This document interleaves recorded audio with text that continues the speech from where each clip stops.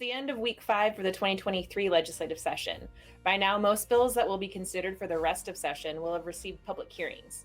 Next week, there will be a flurry of bills being voted out of committee before the first key cutoff of session, and then lawmakers will soon begin debating and passing bills on the floor of each chamber. A quick update on some of the key bills we worked on this week. On ergonomics, Senate Bill 5217 would allow the Department of Labor and Industries to adopt rules for ergonomic claims for industries who have 2 times the average state claims in a 5-year period, but only allow them to adopt rules in one industry a year. The bill is moved to the Rules Committee, where it's now eligible for a debate and vote on the Senate floor. We are still opposed to the bill, and the Government Affairs team will continue to engage with lawmakers. On alcohol to go, both bills are still in committee. They need to be voted out of committee by next week in order to remain in play for the 2023 legislative session. Our team continues to work with House and Senate lawmakers to share how important alcohol to go sales are to our industry as we continue on our long road to recovery. Hospitality operators continue to struggle to find enough employees to meet the demand. We're pleased to support 2 bills this year that could help with those staffing challenges. House Bill 1730 would allow employees 18 years of age and older to work in the back of house of 21 and over establishments.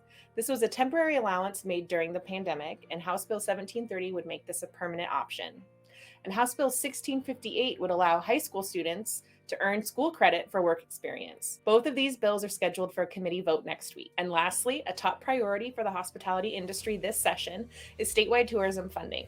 House Bill 1258 and Senate Bill 5465 would boost state tourism marketing spending from $1.5 million a year to $13 million a year. The Senate bill had a public hearing on Monday in the Ways and Means Committee, and the association testified in strong support. The House bill was heard in the Appropriations Committee last week and was voted out of committee on Wednesday. I just want to remind folks that this has a 33-to-1 return on investment. This is a very substantial investment for our state and could have really, really positive economic impacts should we continue to invest. And I think we should in meaningful ways. I'd like to point out that states around us are outspending us 4-to-1, 5-to-1, 10-to-1.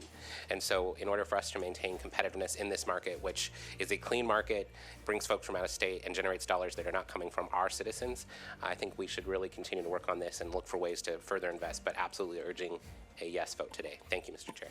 By your vote of 31 ayes, 0 nay, and excused, substitute House Bill 1258 is reported from committee to pass. The bill was amended to reduce the annual funding from $13 million to $4.5 million. Our team will continue working to make sure we have the necessary funds to make our statewide marketing program operational.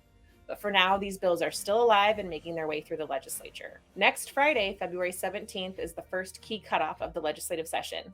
Most bills will need to be approved by February 17th to be considered alive for the rest of session. That's it for this week. Thank you once again for your continued interest in public policy and support of the hospitality industry.